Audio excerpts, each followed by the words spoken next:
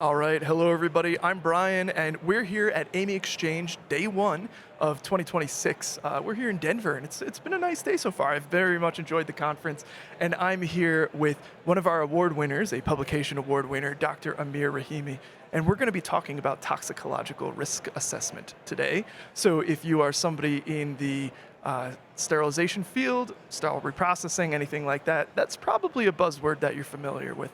But we're going to dive more into why you might be familiar with that in a second. But before we dive into that, Amir, why don't you tell me a little bit about yourself? What's your background? Oh, my background is in chemistry bachelor's. I have a PhD in coatings and polymeric materials or material science. And through working in the industry for medical devices, I became a board certified toxicologist. Yeah. So I connect chemistry to material science to toxicology from the start to the end.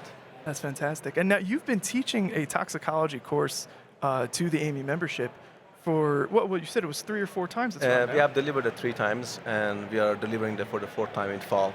That's fantastic. And that's a sign that there's a lot of interest around a topic if Yes. we're doing it 3 times in a year. So that's what I really want to get into. First, I'll read off to our members here. The name of the winning article was Medical Devices Chemical Characterization, Toxicological Risk Assessment, Benefits, Challenges, and Common Mistakes. Now, the benefits, challenges, and common mistakes side is what I'm assuming from a publishing side that drove a lot of the clicks, because when people see words that they recognize and go, oh yeah, I do that, Yeah. but then they're like, oh, maybe I'm making mistakes. Let me see what Dr. Rahimi has to say. So let's start there. Okay. Why are people interested in that? Is there change going on in the risk assessment world? Yes, of course. So chemical characterization is one of the most challenging process of a medical device because in this process you leverage this data to waive some of the biocompatibility testing. For example, you can use chemical characterization to waive performing subchronic or chronic testing on animals or genotoxicity or carcinogenicity. Oh. So as a result, we leverage this data for that purpose. But by doing that, where we are focusing and using less animals, and we are saving them, but also we are facing challenges of the chemistry world because you have to pay attention how you extract your samples, how you prepare them, and how you analyze them. So I want to be clear about this then. People will want to be doing this risk assessment mostly for the sake of, yeah, okay, we don't have to do animal testing. We're also saving time. We're also saving money. So I could see why it's appealing Yes. in the first place, but it does introduce new challenges. It definitely does, because in this process you will face the skill level of the labs, or for example, identification of the compounds that come out of the devices.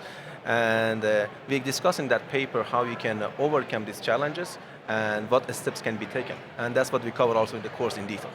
Can you give me some examples of what those challenges are?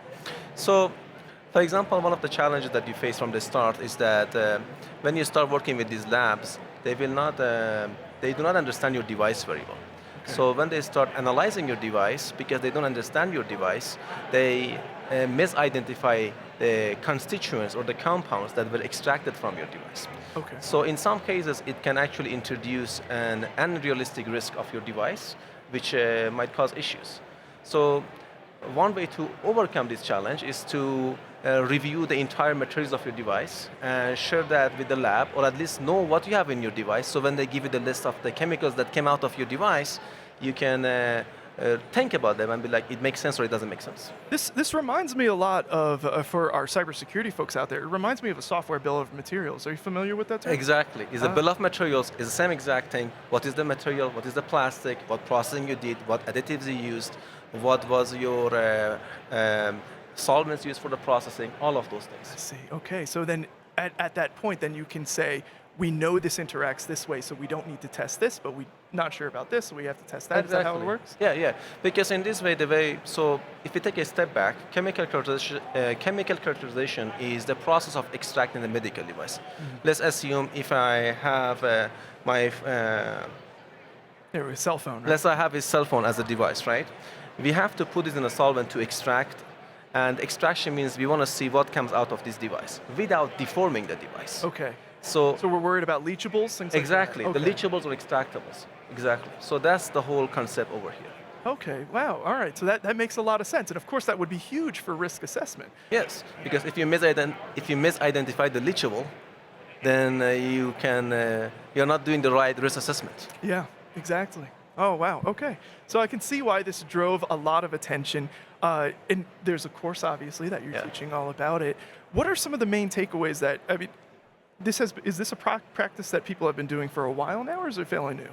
I would say it's fairly new. It became more mainstream since 2018 or 17, Okay. but it has been picked up and got more attention the past 5 or 6 years. And would you say is that mostly driven by a need to move away from animal testing, or is it more so cost? I would say it's more related to move away from animal testing Okay. and also to have a better understanding of the risk assessment of the devices, because there are limitations with the animal testing, but when you go to these chemical characterization methods, you actually extract all the leachables that can come out of your device, so you Right. have a better idea of the risk of your device than sometimes animal testing. And we'd love to hear that because it sounds like it's just moving forward with getting a better idea for patient safety. Yes, absolutely. So you've been teaching this course a while. I'm wondering if there are any common concerns or questions that you've run into already. Well, the questions I get always is that this process is not easy, it's very challenging, Yeah. and it can be expensive too. While it saves money compared to animal testing, but it still can be time consuming. It can take from up to 6 to 9 months, because if you take into account the chemical characterization and also the process of toxicological risk assessment for that data, it takes a long time. So the question and challenge we always get is, can we waive these ENL or these extractable leachable studies and just do a paper-based assessment? Okay. And in this course, we cover in detail that how we can do it and for what kind of product you can actually do paper-based, and when you can do that approach, and when you have to go for extractable leachables. I see. So once you have a good list of pre-established known interactions, you can basically ignore those tests. That, and also a very solid understanding of material science and toxicology. Incredibly important. I know another hot topic that a lot of our sterilization folks like to talk about is materials compatibility. Yep. We talk about exposing to other sterilants and things like that. Yep. Is that also part of this process? We talk about it briefly, but on that note, we're actually developing a new course, which is coming in February of next year. It's called Medical Device Plastics, and we will cover it in general terms, more about the plastics and how all of these plastics interact, and we take into account sterilization, biocompatibility, and all the processing. All right, and you're looking at February right now for that one. Next 2027. 2027. So if you're a medical device manufacturer, an innovator, somebody who you think that's relevant to you, keep an eye out. We'll probably have it posted on AAMI.org fairly soon. Yeah. Oh, that's great. Well, Amir, thank you for joining me today, at least giving us a very surface level of what this is all about. We'll have links in the description to both the article and papers that are been published by you, all related to this. Yeah. Thank you for having me. I appreciate you. Congratulations again. Thank you.